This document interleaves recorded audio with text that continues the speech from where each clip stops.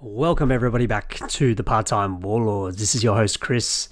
Today we'll be diving into the world of Ninth Age Fantasy Battles 3rd edition or 3.0, releasing on the 25th of July in its public beta format. We're very excited, and that will be the topic of today's episode. We're going to break down everything we know so far, get some input from, I believe we have 3 Warlords incoming. Don't forget to follow us on Facebook, follow us on Spotify, on Facebook especially. We've got hobby updates, photos, and all our events info. We've got the last 2.0 event that will be running in Australia. That is the Coastal Cataclysm. That's coming up at the end of this month. And then for the following month, we've got a 3.0 launch event that Matt is hosting called the Carlos Smash. So please get in contact with us through Facebook, through the Australian Ninth Age page for more details. But now, thank you very much for listening to the Part-Time Warlords.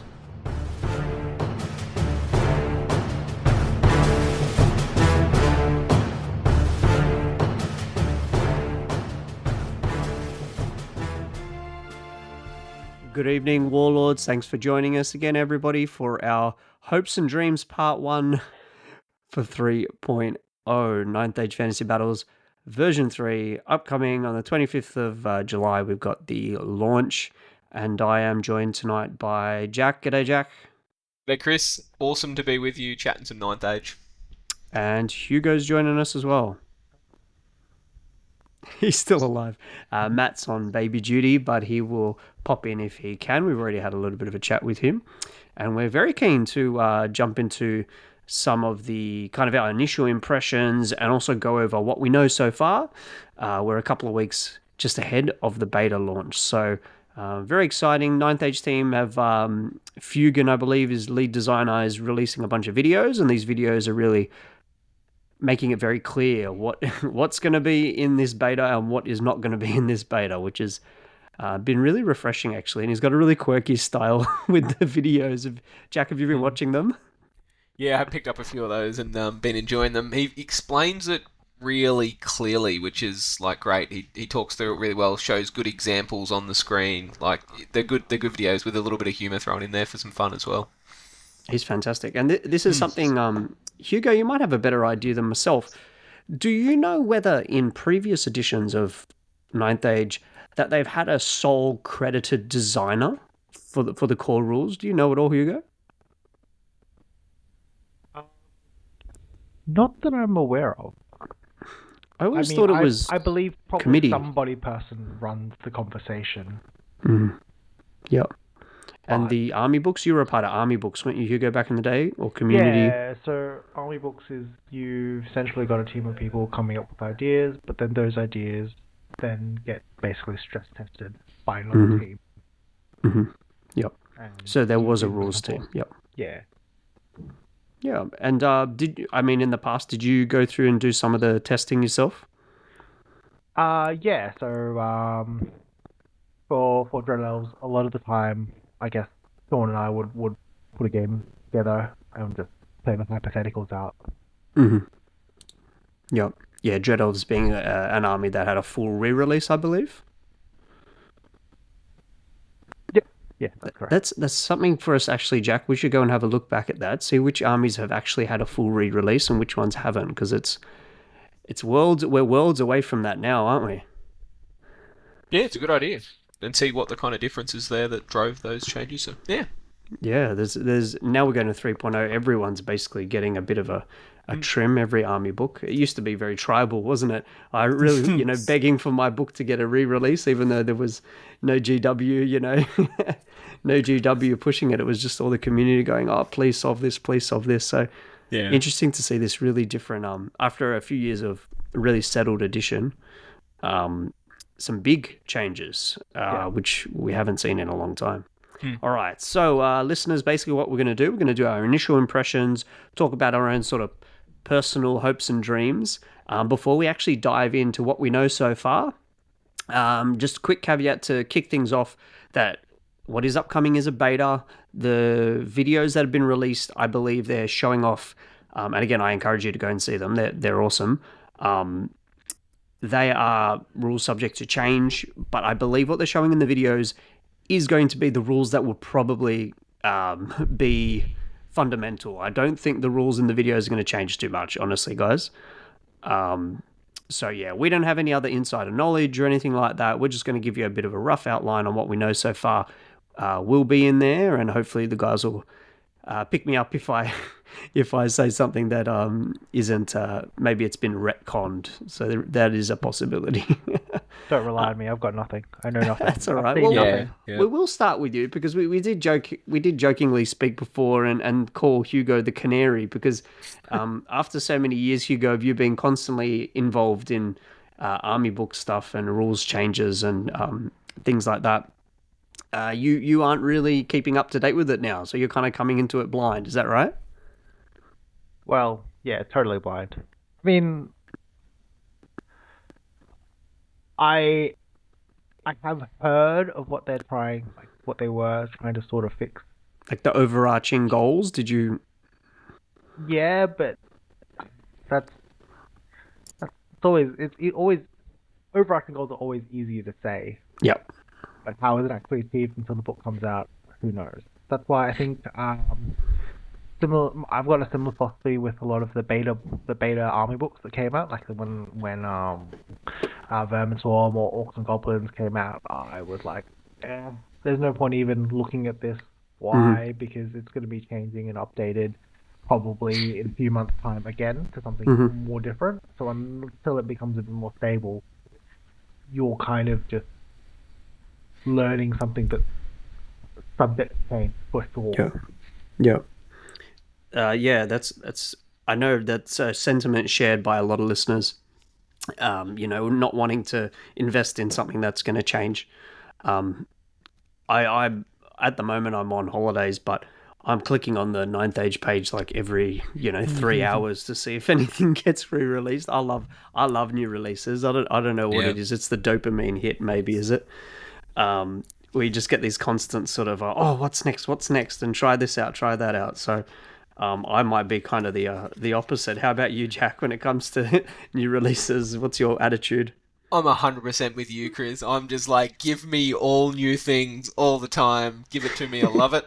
And I don't care if I know it's going to change in a few weeks' time or a month's time, whatever. I'm like, I want to pull that. Give me the new book. I want to start pulling it apart. I want to read about the cool new stuff. And as soon as I do that, I'm straight on to one of the army builders, and I'm like, what could I do? And then as soon as I've done that, I'm like, what 3D printing can I do? And I'm like already planning out, if my core looks like this, I'll need to 3D print this. Right, let's look at this. What minis can I get for that? If I print that out, that'll look cool. I could unit filler with this.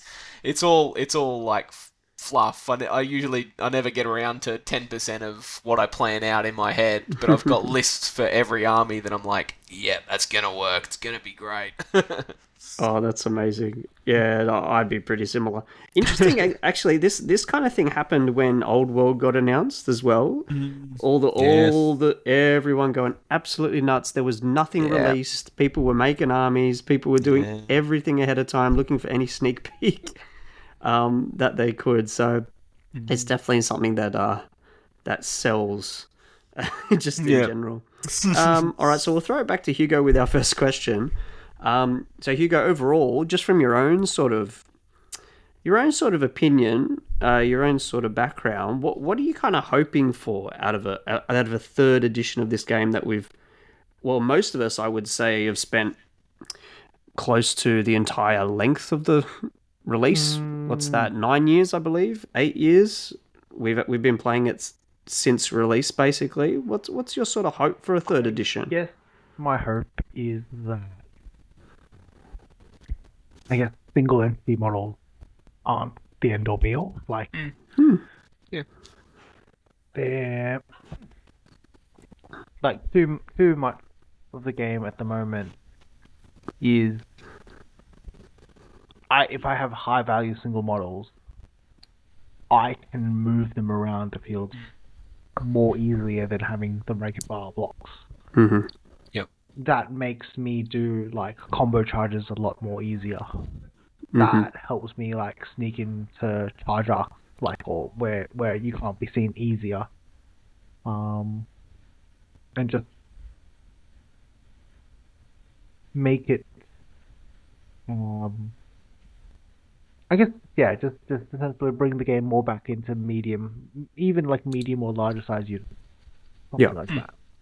So purely the single model, which we are seeing a big sort of what would you call it, a trend in old world. There is a big trend to the single model for different reasons, not for maneuverability reasons. We'll talk about the moving rules a little bit later on, but they're seeing a big trend with that as well.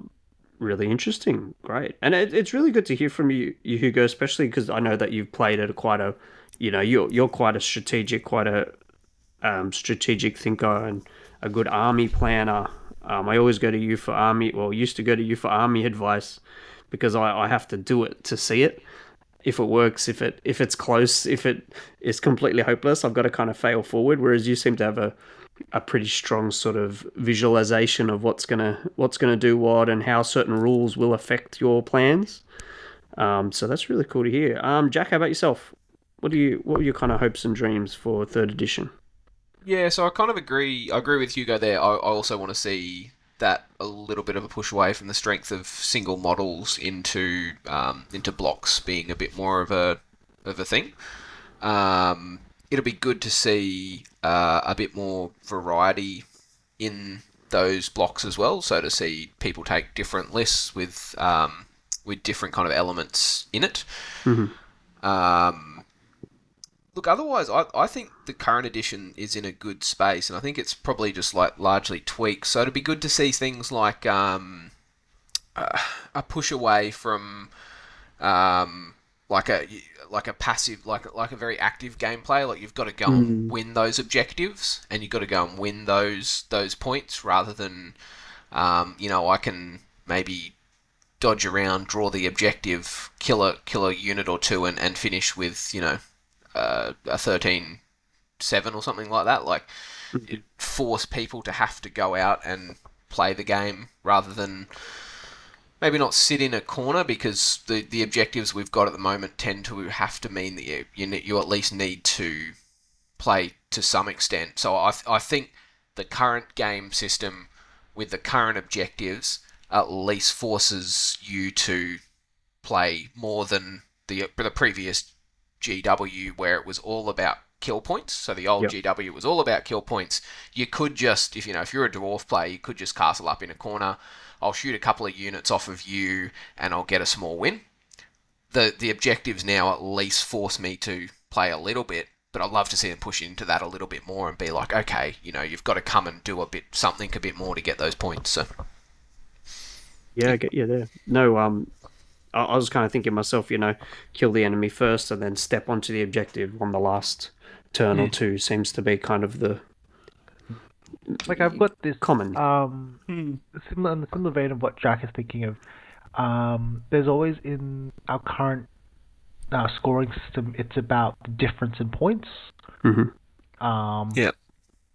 That basically, and this idea of points retention, kind of turns for games where it's like, well, if you manage to not knock something off by half strength, like half points, you get nothing essentially, or a quarter, you get nothing, and then they just go, oh well, this has done its work. Now it just retires, and it's like, well, you may have spent 3 or 4 turns of the game trying to weaken something, and now you've lost all your chance because the other person just doesn't put it into the middle of the field anymore.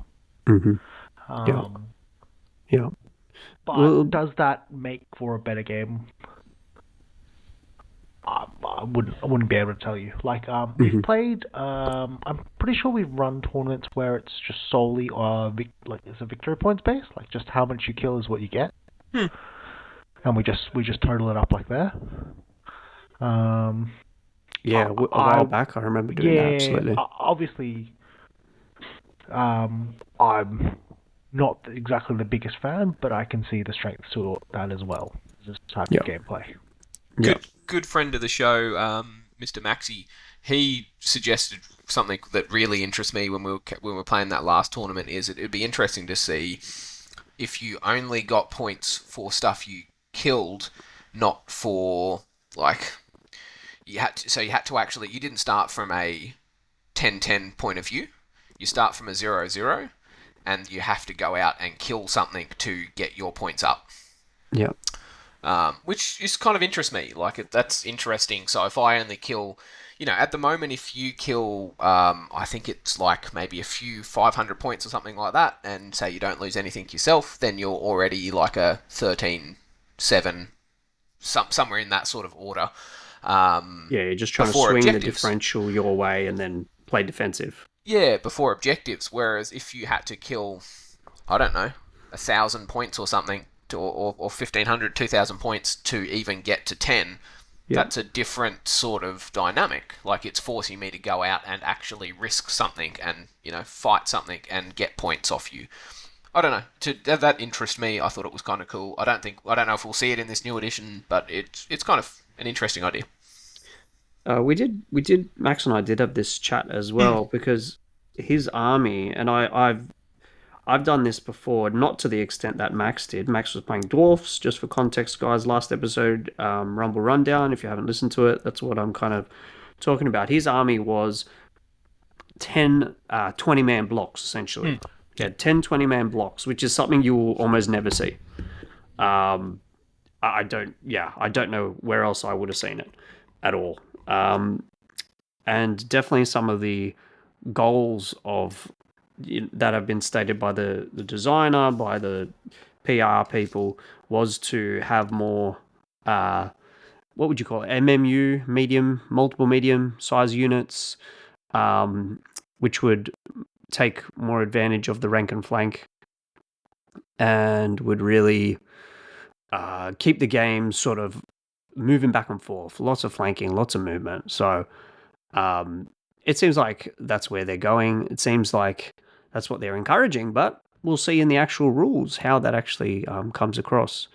Jack, you mentioned something just a little bit earlier as well, that we had this kind of problem, or not, I don't want to call it a problem. If they wanted to make more changes to Ninth Age, it'd have to be through more than just points changes, right? Yeah, correct. So this sort of goes to, like, why do we need the change? Which, some people are going to ask. I think the current edition of Ninth Age we got is a fantastic game. I think it's probably the best fantasy game I've ever played. I think it's significantly better. Complex fantasy game. Yeah, complex fantasy game. I think it's significantly... It is a difficult game, yeah. I think it's significantly better than any edition of fantasy that I've played before, so I really like it. But then the question is, like, it's such a great game, why are we changing it? And we're not like a big games company. It's not like, hey, we need to release a new edition every 3 years because we've got to get our monies.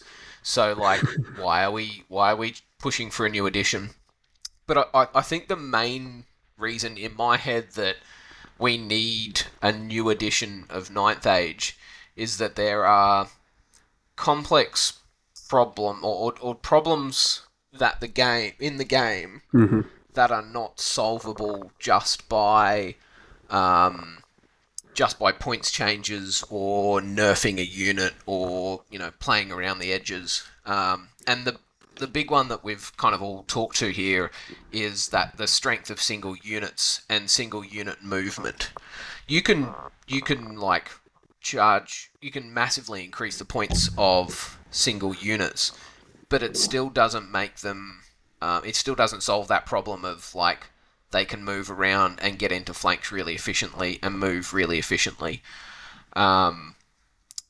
So the only way to solve that is let's have a bit of a play around with the movement rules and make blocks move a little bit more freely, like move them easier, and let's make monsters have the same restrictions as blocks, or move a little bit more like blocks, such that they're not.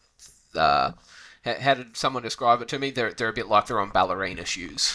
And that's just one of the challenges that, and I think there's a couple of others we'll probably talk through now that they're proposing tweaks to that fundamentally solve a challenge that will result in, like, good player outcomes in the end. So yeah. I'll throw my kind of quick 2 cents in there. That I think you probably need a new edition, and I'll talk to one of the big indicators that I think we need one is we we need to kind of engage the audience again. I mean, we in Australia ourselves have had a bit of a challenge. Part of the kind of the ethos of us starting up the Warlords again was to address that sort of challenge of re-engaging our audience or the existing audience or whatever we can do, especially with the interest coming into fantasy again, in general, thanks to the old world as well. This is probably another move by Ninth Age to distance themselves from Warhammer Fantasy again, to put their full stamp on it, I think. So yeah, I think a lot of what we'll talk about, the season packs, is really interesting to me. This concept of having evolving rules, or having what would you call it? It's not flexibility, but it's just like DLC. It's free LC really. It's having DLC every year instead of expecting minor points changes every year. You're actually going to see some thematic link, or you're going to see some sort of actual narrative progression or tournament rule set opportunity. So I'm really interested to see the season pack and see if it will address some of those sort of concerns of the game getting stale, basically. Yeah, I would think seasonal would kind of be like they would splash on maybe a bunch of new objectives that you could play instead. Yeah. Because that, or even just changing up the way, like, how deployment works. Mm-hmm. Like, just being like, here are 6 different styles of way you can set up now. Yeah. Yeah. And that's at a minimum, that's what it will be. And that's something that we've kind of done with our tournaments, was use some of those scenario packs and things like that. But I will get to it. Well, actually, it'll be in our first topic now. In our first section of our discussion, there's going to be way more than that, which is exciting. Which is really exciting. So let's kick it off. Let's get into the actual what we know. We're going to start it off with what is not rules, technically just rules. We're going to talk about the actual structure of the release. So we're going to have a bit of a switch up. What we know is there's going to be 5 documents, which sounds horrifying, right? 5 documents. But basically, we're going to have like a full color, full illustrated rulebook, core rulebook, it's going to be called, which they have shown some snippets of, and it looks awesome. I know that some of the design guys have done some of this stuff in the past. It's just not been used by the majority of players, because it's, as soon as you make a really pretty looking sort of illustrated book and then a rule change happens in the beta 7.152, as it had been in the years past, you've basically made a huge problem for this poor illustrator organizer who spent all this time on this document. So they will have a lovely core rulebook that will be pretty as. It really does look good. Which I think is something, again, that it's good to see Ninth Age valuing that. I mean, Hugo, I don't know if you do care too much about, making the rulebook a bit more like immersive? No. Yeah, No. and that's why I asked you, because I'm pretty all sure there's a about- bunch of people that would agree with you. Like, they don't care. I mean, it's nice. It's nice. I like pictures. I like it only because I like to print that out, bind it up at like an Officeworks or something like that, and then I sit that in the corner when I'm doing like a demo weekend or like a come and play type of thing. I'll sit that on my table, and that just gets people be like, oh, what's this? And they flick through the pictures and they see that there's some artwork, and they're not actually reading the rules, but they're flicking through going, wow, the artwork in this is really nice, and it just avoids that question. Like every bugger comes up and says, oh, you're playing fantasy, Warhammer Fantasy, and you're like, well, no, I'm playing Ninth Age, So yeah, at least it gives some people something to look at and some pretty pictures to look at. Yeah, I like it, but Yeah, good point. We will have to do a run, because it's great to see they've kept a lot of it in house as well. So it's going to be a nice reveal of what it actually does fully look like at the end of the day. Yeah. So that was number 1. We got the core rulebook. Then we've got what they're describing as the common model rules. Now, all I can think of is that this is going to be your almost like your special rule compendium, where you're going to see a lot of the other stuff. You're going to see a lot of the references to what does this rule mean? Where's frenzy? Where's the the glossary for all the rules? I think that's what that will be. We don't know too much else about that. Because that is a little bit of a change. They have told us that the core rulebook is all you will need, but obviously for veterans and for tournament goers, we're definitely going to need this second one as well, the common model rules. Okay, so then we've got number 3, Arcane Compendium. That stays exactly the same. That is not in the core rulebook or document at the moment. So we've got that Arcane Compendium. You've got all your magic items. You've got all your spells in there. And that's not really rules as such. It's reference material for what, depending on what army you are, obviously, and what you can select, you can get to there as well. So yeah, that's pretty much going to stay exactly the same, which is good. I don't like them changing things too much.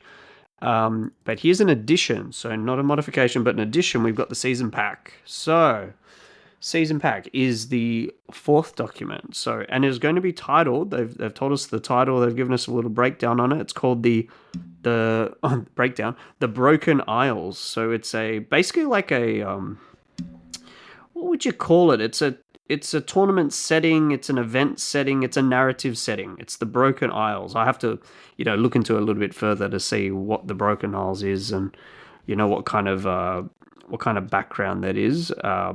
Apparently, from what I've heard, guys, it sounds like an Albion. Does that ring a bell, Jack? Yep. Hugo? Yeah, Albion. Yeah, so like this I'm mystical well aware. isles that's some magical power. Everyone's being drawn towards it. Albion was a teeny bit before my time, but does that kind of ring a bell, Jack? Yeah, that was a cool. Yeah. Was that Dark one Shadows? Is released that back right? in the Dark day. Shadows campaign? Something. Yeah. Yeah, It was a real cool release. yeah. So I like that idea. Yeah. Yeah. The mystical island where there's like a giant gathering swarm of magical energy or something. I think that's what they're going for, which is really cool to see because we again haven't. That's always been up to the players. I mean, from what I can remember, there's only been 2 times that GW's done that themselves. Yeah. Was Storm of Chaos. End Times I don't really count, but Storm of Chaos and Dark Shadows. I'm sure there's been more in the past. I'm not, I didn't go past 6th edition, so alrighty.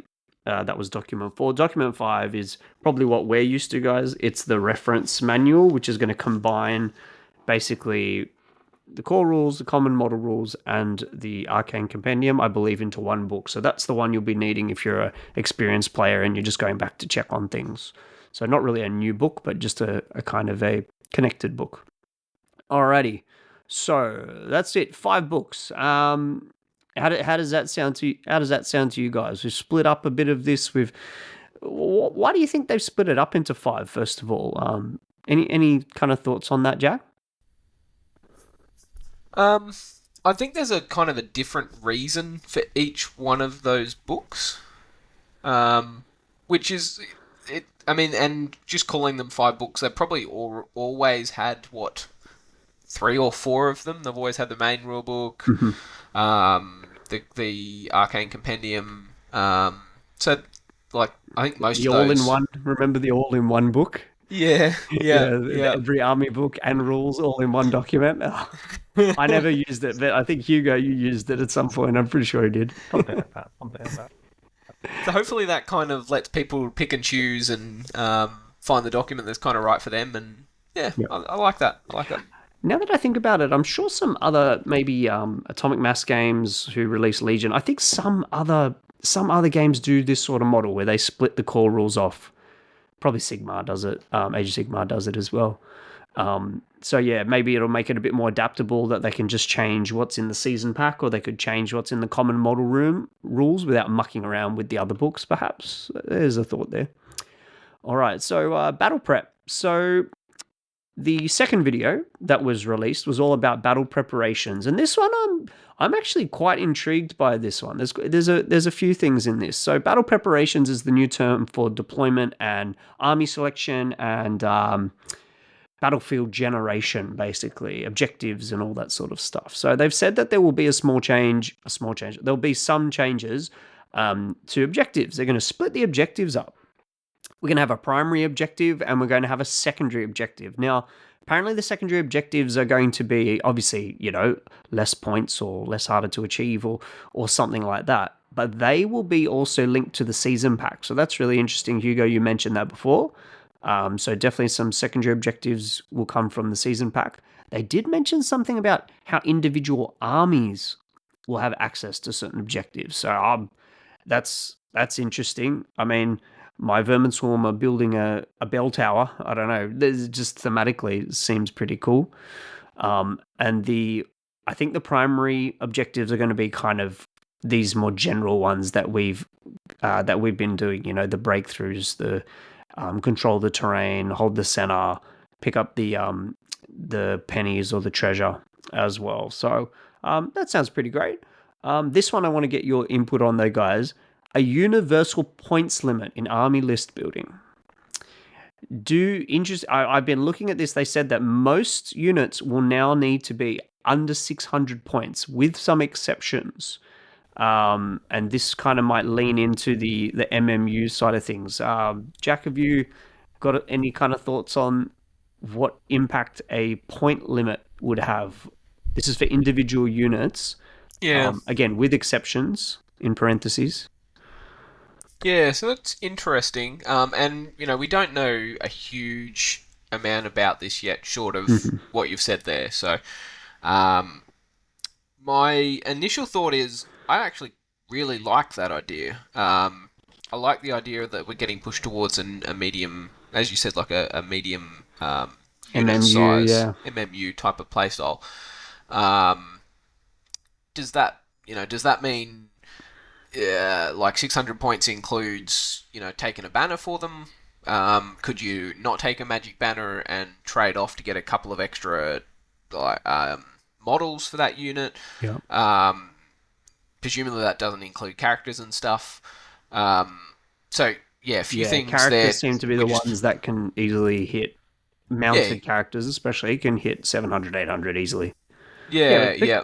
600 points is still a lot. Yeah, it is. Yeah. So I think I'm interested. I did a little bit of research. I don't know if this is the case at all, but I looked at most of the armies that came to our last tournament. I definitely looked at all of my armies that are in New Recruit right now, and very few of them go over 600 points right now. They've definitely, it might be just to stop not abusive, but just overdoing the large units perhaps. Yeah, but for 600 points, like how many Skaven models is that? That's still a big unit. Yeah, I was looking, what have I got here? A troll block. I know from my memory that you can get Feldrax easily hit 800. So 6-man Feldrak unit is a culprit. Yeah, but 6-man Feldrax unit isn't a problem now, is it? Yeah, well, I've never seen someone say that's a problem. No, it's a fantastic unit. It's a hammer and an anvil. But yeah, that's over points. Heroes are generally over 600 points. 6 Feldraks are 800, which is phenomenal. Like yeah. Oh, I guess kind of missed the boat on this conversation. But obviously, talking about something that 40k is doing, has done, is they put a lot of special characters, or characters in general, give unit buffs essentially. So they on themselves, on their own, do nothing. Okay. You pay for X amount of points for a unit buff. Yeah. You don't put it in a unit well, you've paid X points for the unit buff. So yeah. Yeah, and we do see a little bit of that with certain units, right? They pay a tax basically for leadership, or they pay a tax for one little buff or two little buffs that they might give out. Like if you still have multiple characters giving buffs, sort of thing, still can still comfortably build a Death Star with that point limit. So Yeah. Yeah. Okay, so yeah, the 600 points things kind of remains to be seen once that all drops. As we kind of joked about, New Recruit will have it sorted within 24 hours for every single book. They're amazing. So good to see other systems now using it, and hopefully they're getting a bit of cashola out of it. The next one is the one thematically that I'm like, fantastic. It's great to see this. This is the spell selection. Jack, you know what I'm going to say about spell selection? Do you know what's changed? The choosing the spells that you're... Is that what you mean? Yeah. You pick them on your army list. Yeah. So no longer does your wizard come to a spell with absolutely fuck all understanding of what he's going to do. He's actually have to have practiced the spells beforehand. He's got them written out on his scrolls. He actually has to think about what he's bringing to the table, right? Yeah. I was just thinking of that before. Like, what does he listen to the voice in his head when he gets to the battlefield, and it just tells him, "Oh yeah, you're going to cast this spell today. You forgot the other two, but you got these ones." Yeah. I think they've even rephrased them. They've called them Apprentice spell is number 1, Adept spells are 1 to 4, and Master spells are 5 and 6. So they've actually renamed the spells according to the wizard levels. We'll get to the rest of Magic, but yeah, that was interesting. So you got to write them on your army list. How does that sound, Hugo? He's not sure. He's looking through his scrolls. Which one did I bring today? I forgot the other one at home. No, it's good and bad. Like, I think most of us design our armies with spells in mind already. Yeah. Having played Warriors of Chaos for like 2 tournaments, I'm like, yeah, I'm pretty much taking the same spells every tournament, like every game. Yep. It really doesn't affect it too much. Yep. Especially with some, like for me, it was like alchemy magic. It's like, okay, I'm always gonna take armor. I'm always gonna take Lord of Gold. Yep. And then it's like, oh. Yeah. Do you have a target for Lash? Do you have a target for Lash? I don't. Well, I guess I'm taking Hellfire. No, that's great. I mean, I know for some of us, it's actually quite long, and for some, depending on the opponent, that sort of pre-game ritual is actually quite long. So we actually forgot to mention, or maybe it just didn't come to mind, that one of the overall sort of hopes for me, especially, was to help get my playtime down, and just to literally get a bit of have the rules support the active or even the reactive player in speeding the game up. So fingers crossed, because it is. I play a lot of board games now, and generally, if you're hitting over 2 hours with a board game, it's a heavy game. But board games easily can go over that, and usually that's 3 or 4 or 5 players, so that's not just one-on-one. They're generally complex games. For spell selection, like I think that will save a lot of time in games, just because choice leads people to believe that there's a good choice and a bad choice, and then you don't want to enter the game going, well, I've picked I should have picked this spell instead of this spell. Yes. And how that's like ruined the game. Mm-hmm. Because you started the game with the wrong spell. But if it's in your army selection, well, you do all that thinking beforehand. Yeah. So. Yeah, very good point. It'll definitely expedite the game. Plus, so hopefully you'll come, I guess, like knowing the rules, knowing the casting rules off your head. Yep. Having your cards ready, not having to draw them out of somewhere. Even planning, like going through people's lists, all of a sudden, they have this spell, this spell. I know exactly what that does. I can just put on a cheat sheet. That's a 6 plus the cast. That's a 5 plus the cast. I don't have to constantly go back to the cards and everything, because it's not going to change. Phenomenal. From a tourney organizer, Jack, which you have been a few times, I'm sure. How do you think that kind of might make your job a little bit easier, or in preparing your army for a tournament? So as a tournament organizer, I don't feel like it changes too much at all for you as a TO. Not I feel like Ninth Age is in such a good spot as a TO Mhm. with lists getting checked through new recruit or whatever system you're using. Yeah. Um, Tawny Keeper back in the day, yeah, Tawny Keeper, new which recruit. is still available, I think. Yeah, yeah. Those systems work well for running the tournament and doing pairings, um, up to like the rules being pretty darn clear and not having a lot of rules questions or queries or anything. So I think Ninth Age is really well set up for like making as a tournament organizer running really smoothly. Yeah. In terms of like what the spells being on the list, Army list, yeah. I don't think it changed that much for you as a tournament organizer. It's not like the old fantasy days where you might have to like comp an army and think about what spells they were taking, then combos that were in there. So therefore, you change your comp because they're taking a certain set of spells that's more efficient or not. It's just not that game anymore. So no, Yeah. I don't think it changes a huge amount as a TO. As a player, I really like that idea of, hey, I'm designing my list. I'm picking this spell to go with my list because I know the shortcomings of my list is range damage, so therefore I'm taking Pyro and I'm taking this spell. It's already locked in. Yeah.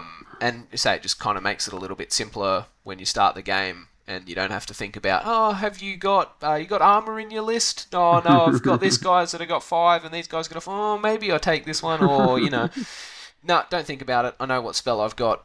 Yeah. It's And- probably plugging a hole in my list because that's a good way to use spells, and I like it. All right, awesome. Yeah, no, I know that's a little one, but it's a big. It's in my head. This is actually quite a big one, Yeah. especially when I'm doing. We're doing some previews. We know exactly what lore they're bringing, but that doesn't really tell us that much unless you have a really good understanding of their army and the laws themselves. So just seeing, for some of maybe our more casual players like myself, going in and saying, oh, he's got that spell, he's got that spell, he's got that spell on the army list, and knowing that in, maybe some previews that we're doing, that you've got a clearer idea, and that can hopefully speed up the game as well. Like Hugo said, you're not yourself as I think the reactive player, you're not going to be sitting there going, oh, what spells next? Or they've got no, you know exactly what they are every single game, and when you preview it coming into round one, you know everything already. Fingers crossed. That's 15 minutes, maybe 15 minutes saved.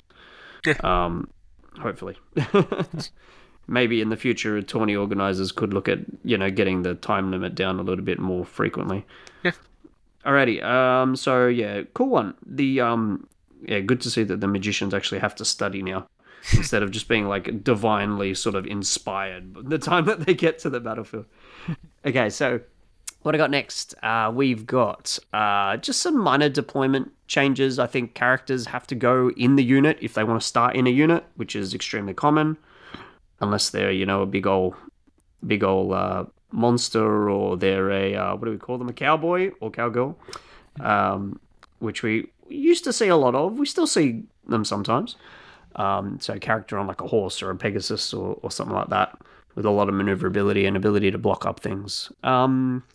And yeah, wizard classification has changed. Spoke about that already. When you drop first and you put your whole army down, you are not guaranteed to go first. So that's, I think Matt said that's horrible in a joking sort of way, for the shooting armies or the whoever else. Any thoughts on that one, Hugo? Not guaranteeing a first turn or a second turn. Yeah, no, that's good. Bit of randomness. I agree. That's totally fine. That's totally Cool. fine. I think it's +2. You get +2 to the roll.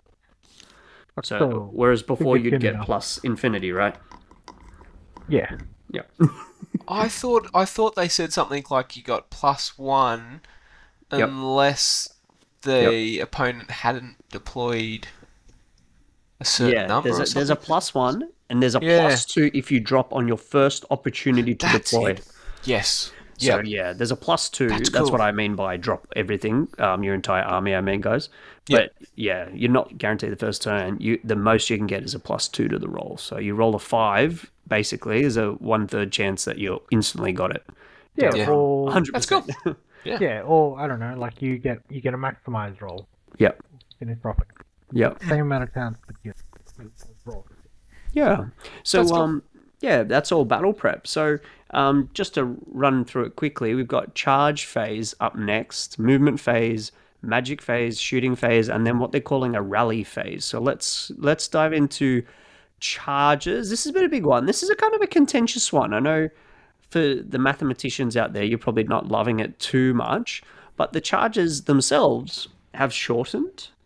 Um, you can no longer get your 11 and your 12 roll because it is a d6 plus 4 charge range now. D6 plus 4. I think this was spoken about a fair while ago, this one, so it's undergone a lot of testing. And I'm pretty sure that is staying in there. D6 plus 4 means that you get a more, what would you call it, Jack? A more lower, what do they call it? Higher minimum, lower maximum? Yeah, yeah. So like a more, not an average, but yeah, somewhere around the middle. Yep. Maybe there's a bit of stigma to the 1d6. I definitely have a stigma to a 1d6 roll. Hmm. Doesn't feel like you get enough averages out of a 1d6. I've seen a few people comment that. That was something that ticked me off about bolt action, Jack. A lot of 1d6 events that could happen. Yeah, that's fair. That's fair. Yeah. Single shots. Yeah, single shots or sniper, the sniper rule. Yeah. Yeah. Yep. You could redirect any number of times now. And we do know that double flees have been removed, meaning that you charge something, it flees. It just flees once. It will not continue to flee. If you do make a charge against a fleeing unit, apparently it stays there until later. You don't remove the unit straight away.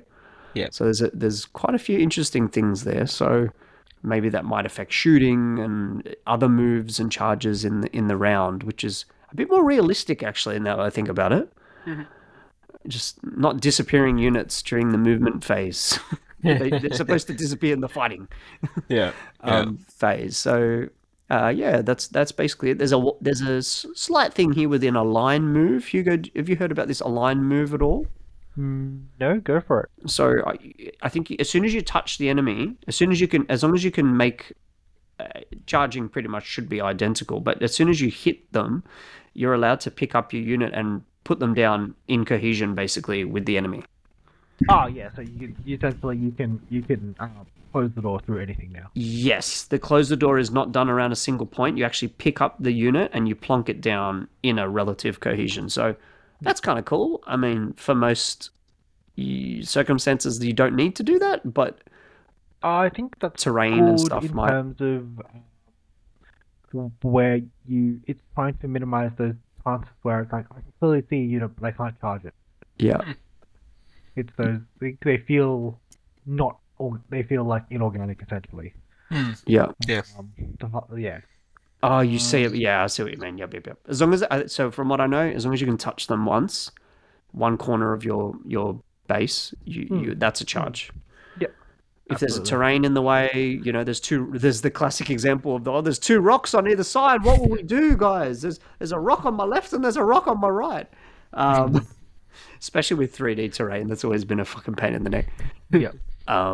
But yeah, as soon as you hit them once, you just pick up the unit, plonk them straight down. So a bit of common sense there, a bit of speeding things up. Draw a straight line from your unit. So stuff like this is definitely to aid your rank and file models. Cool. It just makes their charging a lot simpler. Of course, because your single model, you just kind of. Whereas obviously your single models have the smaller base size, so they'll be able to fit most things. But once you go for a wider unit, yeah. Well, if we're going the way of the old world, we're going to get like 150 by 275 bases at some point. So we'll see how we go. So yeah, that's the main thing for movement there. I was just thinking as they see the, as you said, Jack, Hugo, the unrealistic charge thing there, they see them and they kind of trip over their own feet as they go towards them. I'm guessing that champion, is it called ordering the charge rule that the champions had? That probably doesn't exist anymore. No need for it, I guess. Yeah, because I think that guaranteed you a minimum of 4 inches. But you can go D6 before, They've amalgamated. They've joined that in. But see, the thing is, like, this is why sometimes these rules, it's like, okay, like, charge D6 plus 4. is that for everything? Is that for some things? Do some things get like fried or Yep. Yeah. like Yeah, we don't know. without the entire context? It's very difficult to kind Yeah. of go, From what what we does know this now, mean? it's D6 and maximize and minimize work the same way as before. So we will see. We Yeah, will but see. what do things do with longer legs? Like, They get maximized. Yeah. do they? Do they? Yeah, they should. They should. I believe that there is also a fail charge movement value. So you move your movement forward. So they're going to penalize Oh, okay. Cav taking risky charges.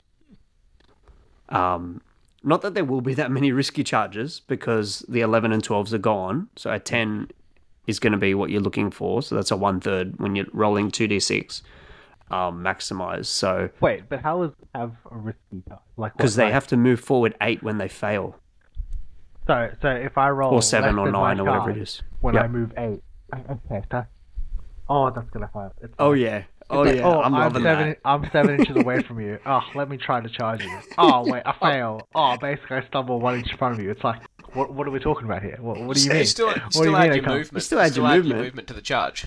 No, you add 4. No, No, you it's add your 4 movement. plus. Yeah, movement D6 plus 4 plus movement, right? Oh. Yeah, the 2d6 Yeah, roll is yeah. replaced with d6 plus 4. That's what I Yeah. thought. Again, I'm talking about Old World a little bit too much, but I got that rule confusion when I reread the Old World rules when it first came out. I was like, wait, do you add your movement? Oh, okay. Yeah. Very good. All right. Yeah, all right. so you're 15 away and you go for it and you fail, you're going to move your movement value forward and get countercharged next turn, or, yeah, something you're going to have to chaff. So, interesting to see how that goes. No, Charge actually, reactions. Yeah, sorry, Hugh. Can we actually? Oh, let me think. Let me just quickly math that out of my head.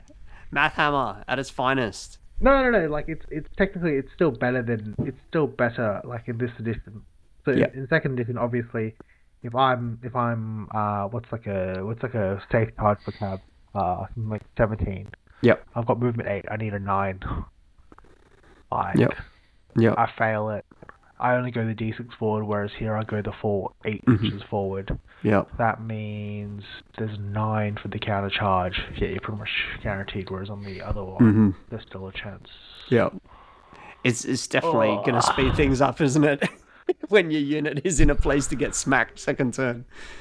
But yeah, the charges overall are probably less random, but no, sorry, not less random. There's less of a range. Mhm. The randomness is still is there. No, but wait a second. No, wait. That makes no sense. Wait. How does this... He's doing the Okay, maths. so- Calculating. we need some alright, calculating sounds. So, okay, alright. So let's just talk this out. Okay. Yep. So you've got a unit of Clan Rats. I've got a unit of, I don't know, Empire Knights, whatever. Yeah. We're Something 18 better than clan rats usually. Yeah, okay, we're 18 inches apart. I charge, like, we're 18 inches apart. So basically, I'm at my maximum charge to charge you. Right? 18 away. 10. Is it 10 plus your move? Yep. Yeah, so we're 18. You gotta roll a so I'm at 6. my max. I gotta roll a 6. Yep. But that's... You fail, you go to 10 inches, and then I go and for then a charge, you and I need guarantee a you'll charge 1. me because you won't even need a 1. You're moving 5 already. Like Yeah, kind of yeah. like well. That's Oh. that's where the rats go. So sorry, too slow, and they smack you around. So dumb. They swarm you. All right. So again, I'll have to double check that one, but I'm pretty sure that is the rule. There's definitely going to be a set value that you will move forward. Yeah. The charge reactions themselves should be pretty straightforward, except stand and shoot has been removed because stand and shoot is now only available to certain units who have weapons that can stand and shoot. That might be good, might be bad. We'll see how we go. I never kill anything with stand and shoot, so that makes sense. No, Yeah, it's good. It's good. That seems good because people have to look it up whether what concerns be walked or not and stuff like that. Having it right there will make life easier as well. Yeah, that's fantastic. I'm going to print so many rat models with pistols now. All right, so that's charging and movement. Movement. I didn't expect this. So if you haven't watched Video 4, go and watch it. He does, as Jack said, he gets out his little measuring stick. Fugan gets out his little measuring stick and he wiggles it around and it's fantastic. I wish I had a little movement tool I could use that way. I should make one. But basically, you're able to move a bit more flexibly. Is that right, Jack? Yeah, that's right. That's was my takeaway from it. And I need to get my head around it a little bit more. I only watched the video quickly, but Yeah. it looks like there's an opportunity to sort of make multiple pivots. The whole measuring from the outside, like the model on the outside of the pivot, is gone as well. So that was always a bit awkward because you're effectively trying to like bend a tape measure or measure a corner. So that was all a bit awkward as well. So Yeah. yeah, it just looks like they've tried to simplify it and give you some more options in terms of how you move a block as well, which is great. Yeah, he kind of he explain. You're right. He explains it so well.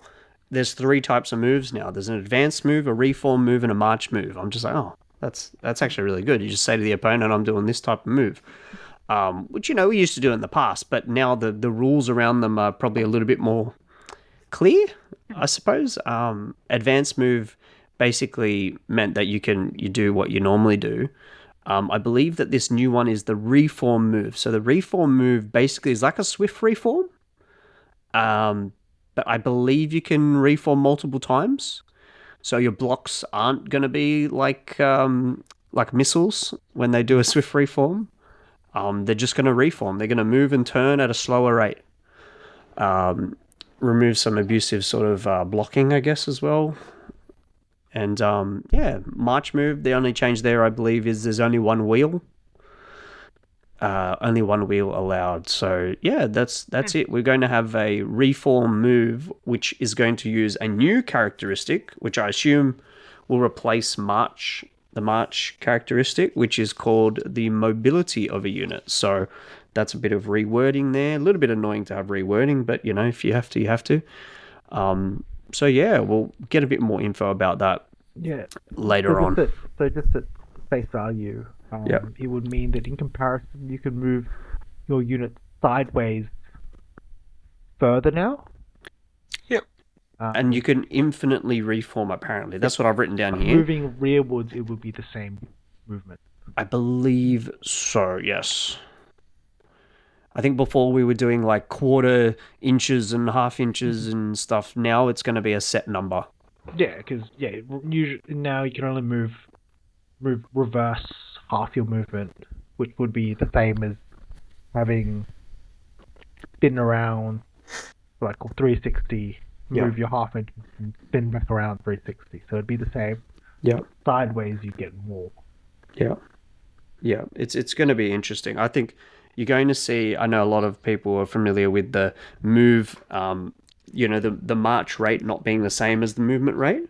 But then the other one is like, for the reform move, will you see people now suddenly like shifting their units from like, I'm going to go from 5 wide to 2 wide to 5 you wide. can, they did mention that. I haven't written that down. There is I think you can move 3 models in the ranks. I think there was a set... there's a set amount of models you can add or remove from ranks. It's not a huge amount. It's a set number of models. Which for the majority of units, that works for, right? Yeah, like most units aren't going to be, 20 wide blocks of whatever. So yeah, mobility. And that I was just saying the mobility rate is going to be different apparently to the march rate. It's going to be different to the advance rate. So that'd be cool to see if the monsters perhaps, have lower mobility. So when they've got a reform, they're actually in trouble. Because monsters are going to follow all the rules that every other unit, single models, I should say, are going to follow all the same rules as everyone else. So that's a big change. That's a huge change for your dragons and such. So interesting to see that. Any thoughts on that, Jack, before we move on to Magic? Excellent change. Oh, good on you. Yeah, he's plus. Double thumbs up. Yes, From fantastic. Absolutely. Yeah, that's great. It makes blocks better. It'll work well, I think. Awesome. I can't wait to test this one out because I really struggle with the... I know, Hugo, you were doing the maths. Even when you're doing the maths with movement, I actually don't do that when I play very much. I only do it when I'm within charge range. I'm like, be out of this range. But I don't actually think, how many inches did you start at and all of that. I should try to do that. But that's kind of the next level for me to get a bit better at playing. But it's good to see that at least we're going to know that monsters aren't going to be able to infinitely reform and march, or there will still be light trips and skirmishes as we expect. So hopefully they will, maybe they'll just have a really high reform move and you don't need extra rules for light troops and stuff like that. So that might help with simplifying things. All right. Guys, ready for Magic? Yeah. You got your scrolls out. You've written down all your spells that you're bringing along. I didn't think Magic was going to change too much. So I'll just give you the quick rundown and then I'll throw to you guys to kind of discuss it. Veil tokens are gone. There are no Veil tokens. You'll flip a card. The card will say both players get X amount of dice. The cards are scaled for the number of points that you are playing with. So there are multiple decks, which is I really like this because I've been playing lower points for demo games and with my kids. So you're going to have 4 cards for each sort of bracket of points that you play at. I think 3,000 to 3,500, I think, is one set. 3,500 to 4,000, that sort of range will give you your set of 4 cards, 8 cards in total. And there's no veils on them. I don't think there's any special rules on the cards themselves. That remains to be seen. But essentially, Channel is now, hey, you get the dice. You don't get veils, you just get dice. So an Adept will give you 1 die and a Master will give you 2. They'll have Channel 1 for Adepts and Channel 2 for Masters. I do note, I'll note again, Adepts get 3 spells, not 2. So, I mean, that's, again, Adepts are where a lot of people are going in a lot of lists, so it's cool to see that they actually got an improvement, and Masters now give you 2 dice instead of 1, so Masters are getting better as well. Miscast is similar, except that it's not going to be the number on the dice of the triple that you rolled. It's going to be the total casting roll that you made. So if you roll a 20 plus, you're going to get a big miscast effect. If you roll I think it's a 13 plus, from the little snippets I've seen, that's when it starts to kick in. So if you roll 2 dice and you miscast, again, I'll have to check if it's doubles or triples. I think it might still be triples. It's not going to happen because it only affects on a 13 plus. So interesting, Witchfire, all that good stuff. Sucked into the Warp. I think there's quite a few interesting ones that are still there and some cool changes as well that seem a little bit more interesting than before. So yeah, they're reducing the kind of complexity in a few of these ways. Now this is a weird one. So you can cast, because we're selecting spells before the game. Apparently you can cast and you can select the same spell multiple times. I'm not sure how this is going to look. I wasn't a big fan of this to start with. Hear me out. Because they've added rules now. If you want to cast the same spell that you just cast or tried to cast earlier in the phase, you can do it. But guess what happens? The casting cost goes up significantly. You can still do it, but the casting cost will go up a lot. Very good. It's time. Yeah. Dwarves, Beast Herds. Dwarf time, yeah. Dwarves, Beast Herds, Empire, mate. Get with the program. Yeah. Can't spam the same sword multiple times. Yeah. So you can, but the casting cost is going to go up quite a lot. There was something to do with replicable spells, which I know there's not many of them. Are there many? There's like Arise, not Arise, yes. Invoke, with the undead. I think is probably one of the only ones. That's useful anyway. That basically, all that means is you just don't get that increased casting cost. And I'm sure we're going to see a lot of spells get that. Maybe a lot of the number 1 spells or some of the basic magic missiles. All the spells that have that attribute currently, like your spear for Demon Legion. Yes, the spear spell, yeah. So yeah, that's pretty much it. I know that bound spells, I think you're going to get to roll them. I think you still, not get to, but you'll have to roll for bound spells. I actually really like that because I always found bound spells thematically to be really shit. There's no theme to it. It's just like 2 dice down, and then the person across from you looks at you and goes, "What do I got to roll again?" It's like It just doesn't feel like you're casting a spell. It just feels like you're kind of paying a bill. Yeah, I mean, if it would be cool, like it could be like something like a, I don't know, a D3 plus 2. And then if it's a bigger one, like a D3. I think you've actually nailed it, Hugo. I think Something that's like that. that's actually what it is. It's a D6 and a D3 or something like that. Yeah, something like that. Yeah. It's still going to be a low number, but it's going to range more than before. And hopefully Fizzle is still in. One of my favorite rules. Hopefully that's still in there.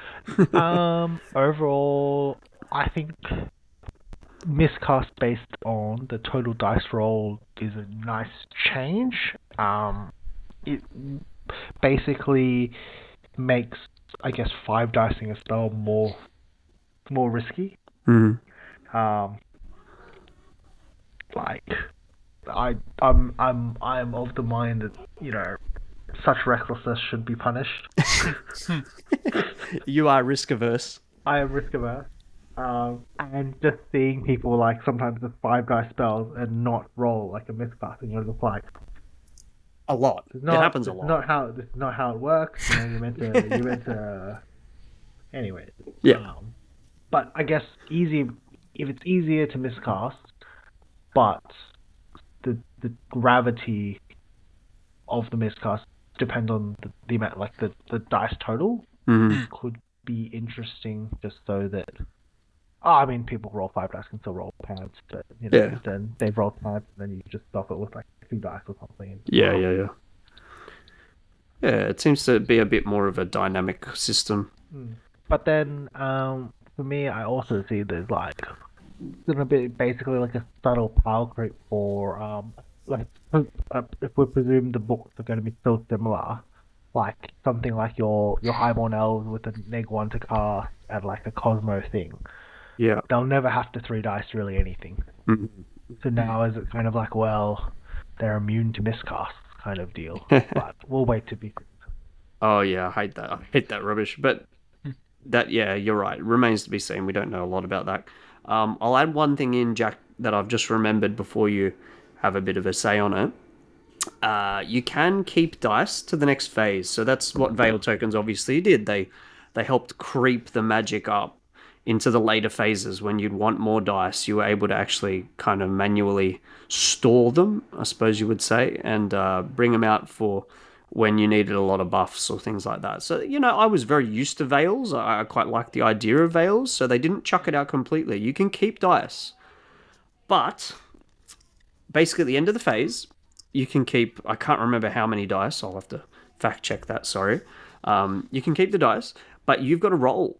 You've got to roll, you've got to randomize it. So it's kind of like, you know, you got a little box of magical energy and it's kind of escaping and you're trying to keep control of it, which kind of makes sense, right? I think you've got to roll a 4+ for each die you want to keep. And from what I heard, if you roll a 1, guess where that die goes? To the enemy. So, interesting. Very interesting. And interesting to see how they balance it internally with how many wizards you can take, because wizards give you straight dice as well. So, Jack, any thoughts on anything there in the magic phase? Thank the Lord that Veil tokens are You said Look, that's unfair. I was just so used to them. Yeah. I actually quite liked it. Like, out, okay, I can buy some extra, you know, when I'm setting up my list, I create extra Veils, so I know I'm going to build up and get extra dice. That, as a regular player, it made sense in my head, and it was all good, you know. Alright, I get 3 Veil, for every 3 Veil, I get an extra dice, up to 12 Veil, so it was all good as a regular player. Now that you say it out loud, I'm like, oh, that's actually a lot to remember. Yeah, fucking, it's very...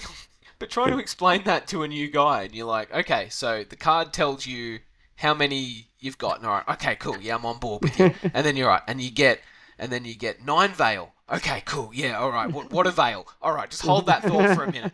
So you get an extra 3, get an extra 3 Veil from Channel. Okay, cool, what a Veil. Yeah, let me explain that now. Now you can convert those Veils at 3-1 for an extra dice, and at that point you've fucking lost them. The eyes are glazing over, and they're just like, what the fuck is this guy talking about? And you're like, oh. So I've got this many, right?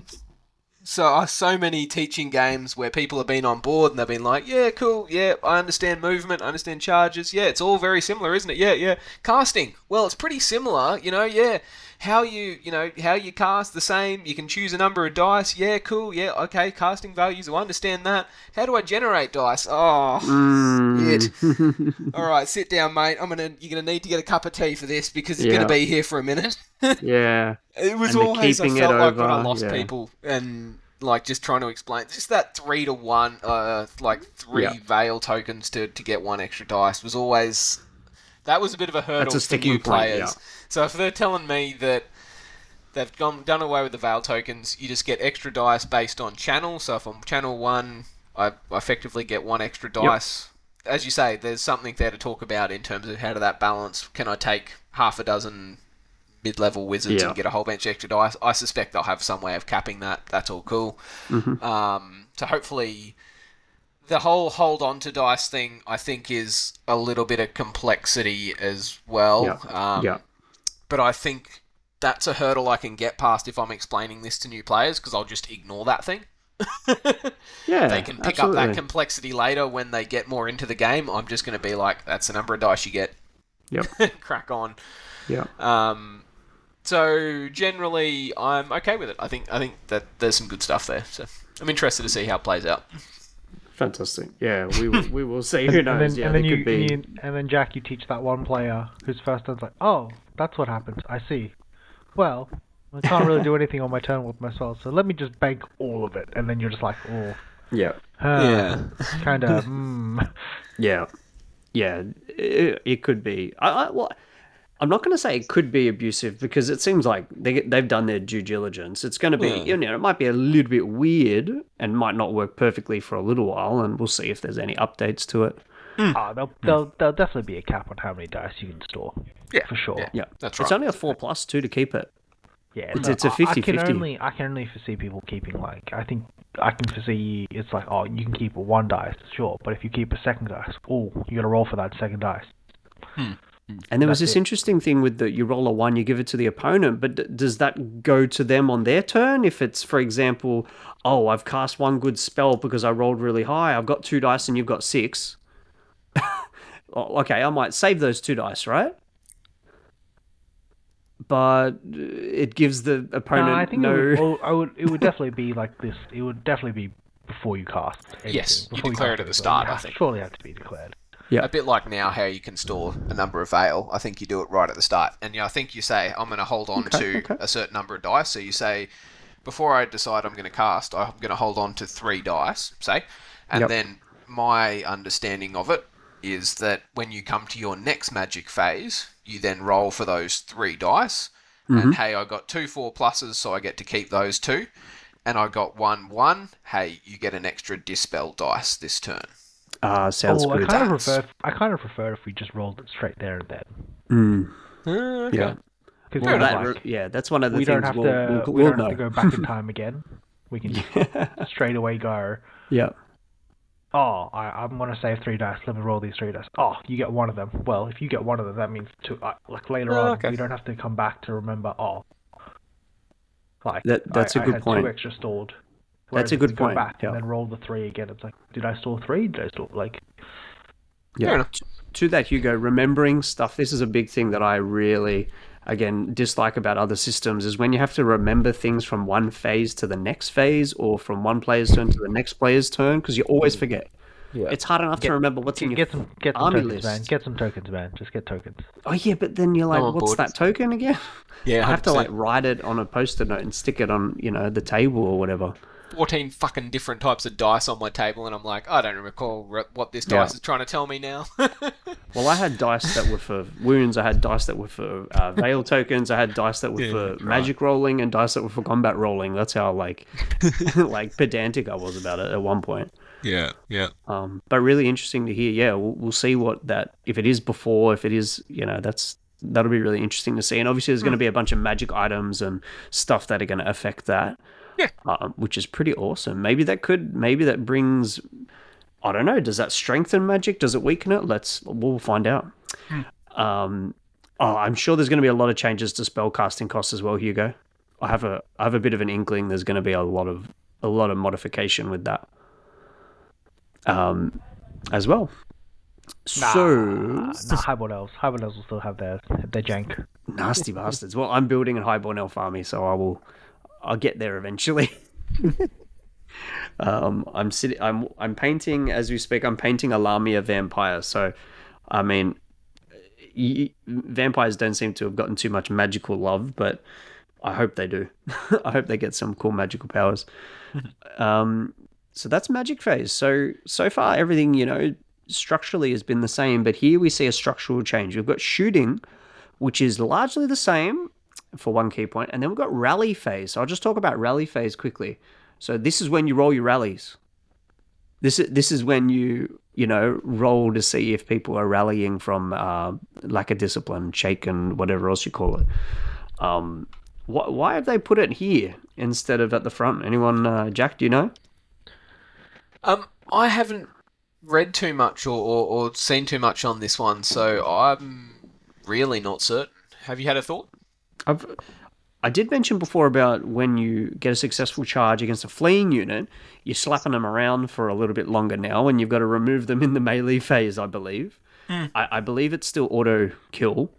And fleeing units will only have fled once, as we mentioned. They won't be fleeing multiple times. Maybe it's just to help with remembering that unit is out for a turn if they fled the previous turn.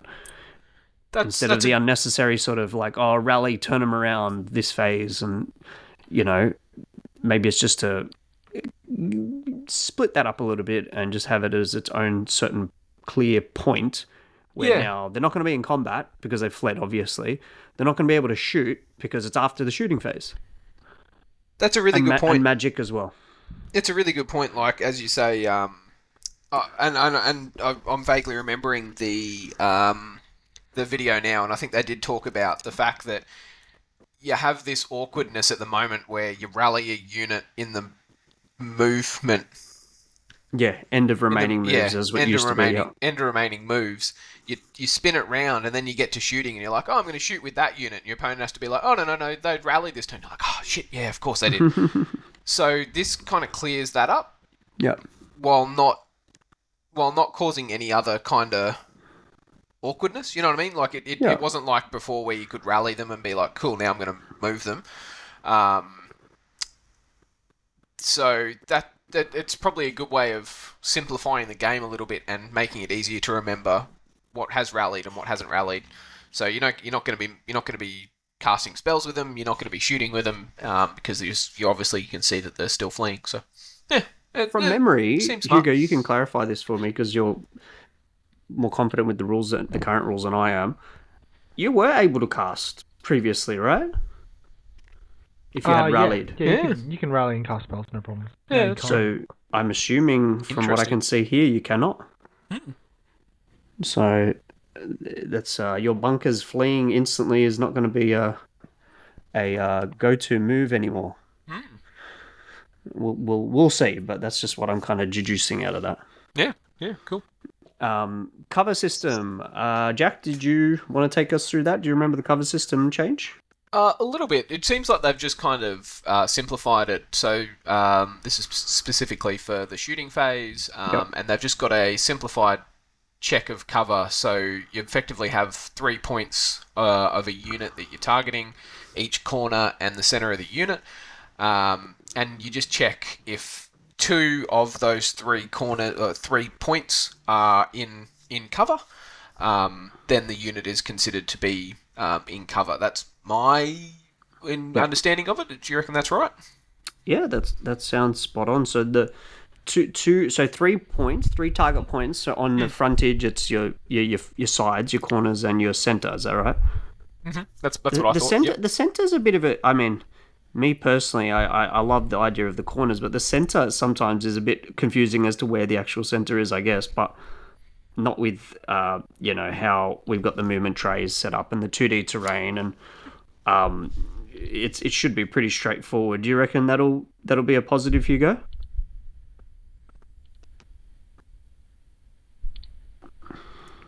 Maybe he's taking cover right now. He is behind a wall. I don't know. I don't play shooting phase. I'm not sure. Yeah. I'm assuming that magic still doesn't get affected by shooting, so yeah, you don't care. It'd be interesting if they could do that actually, though, to have magical weapons have to penetrate cover. That's an interesting idea. Hardcover or something like that. Yeah. Reduce the number of hits or something. Yeah, I think I kind of like the idea of it, only because I think it maybe avoids the, like, used to be 50% of the unit, I think, or the facing of the unit, which is always a bit of a more ambiguous point, maybe. I don't know. That's true. I don't mind the idea. That was extremely annoying to pick up a movement tray, which is not a clear, piece of material. It's not transparent. And then go, oh yeah, was that 50%? And you put it back down. And you're like, oh, I think so. Yeah. That should speed things up, I hope.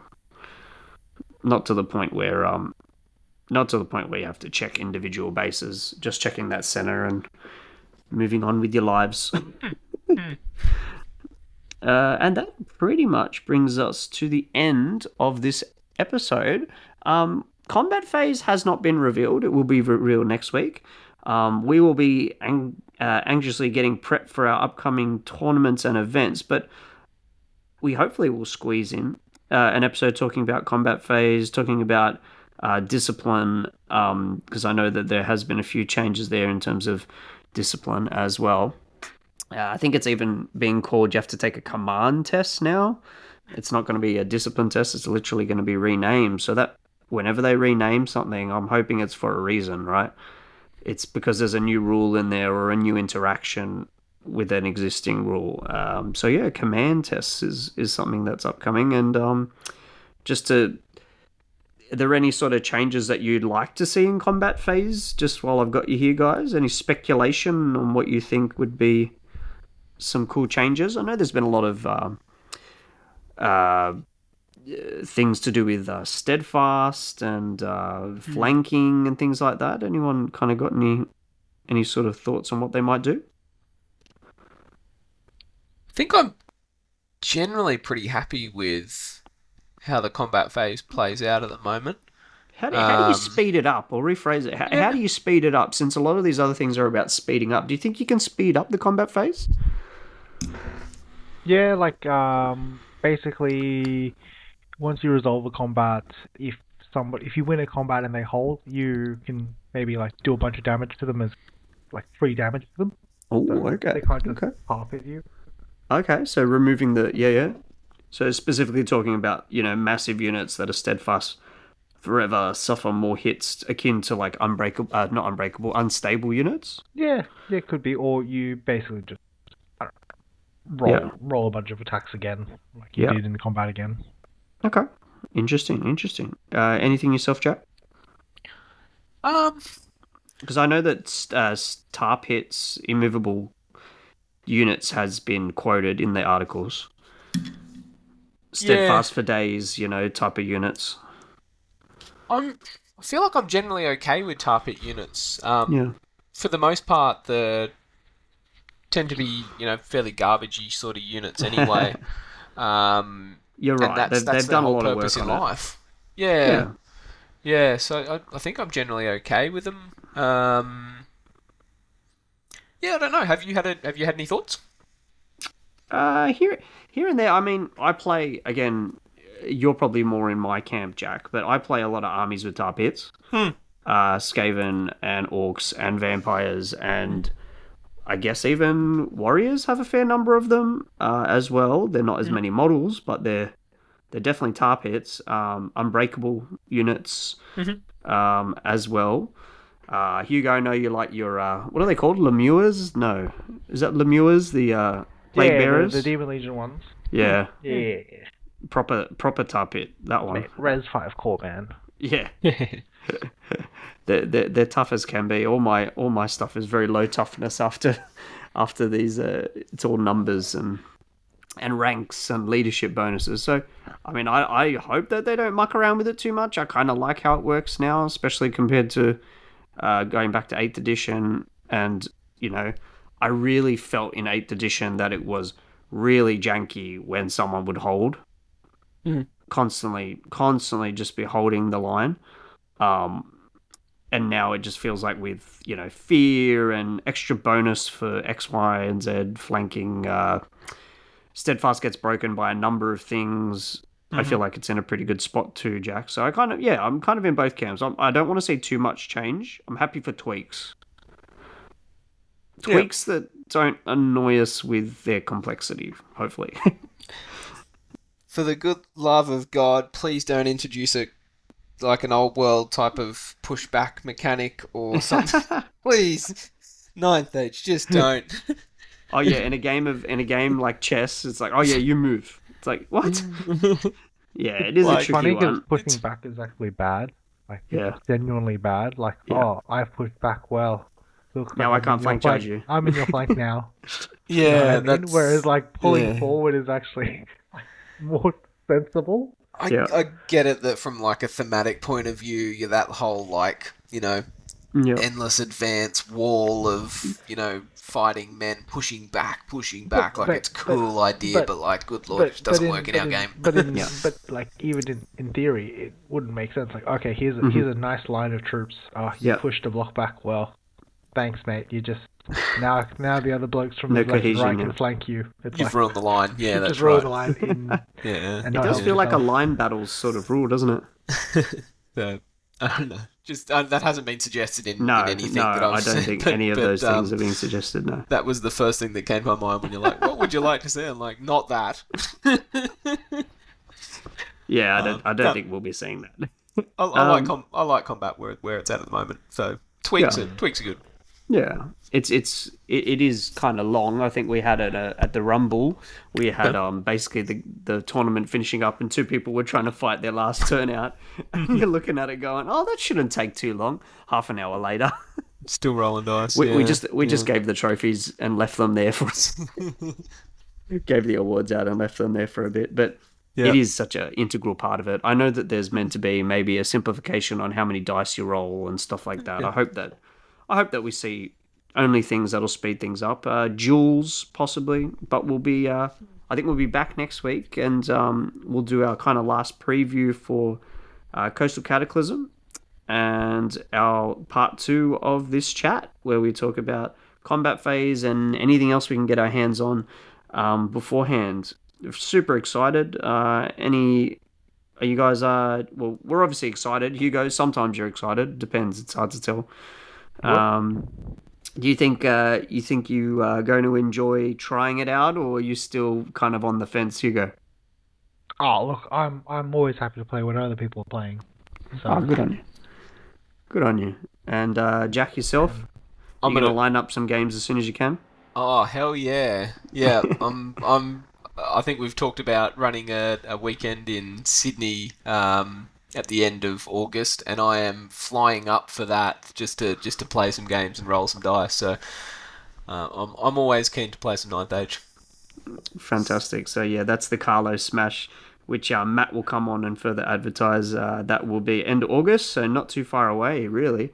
And that's going to be really good. That's going to be, at this point, that is a 2-day event. It will be using 3.0 rules. It will be apparently a food and drink included event, which sounds phenomenal. And we may have some allowances for longer games as well, since it's going to be, learning the new rule set. It's going to be obviously be kind of casual friendly, beginner friendly, because really at this point we're all going to be beginners again. We're all going to be beginners again, at least in theory. yes, I like the sound of that. Yeah, it'll be good to see you, Hugo. No, we missed you at the Rumble because you had to got called into work late, which is unfortunate. But hopefully we'll be able to catch you and others at the Coastal Cataclysm and then at the Carlo Smash as well. Very exciting 2-day event coming up, and I'm just absolutely chuffed to talk to you chaps. So I hope you have a great week, and I hope that you enjoyed hearing that breakdown, everyone. So signing off from myself. Good night, everyone, from the Part-Time Warlord. See you, Jack. See you, Chris. See you, Hugo. Chris. Thanks, mate. See you, Chris. Cheers, All right, gents. see you, champs.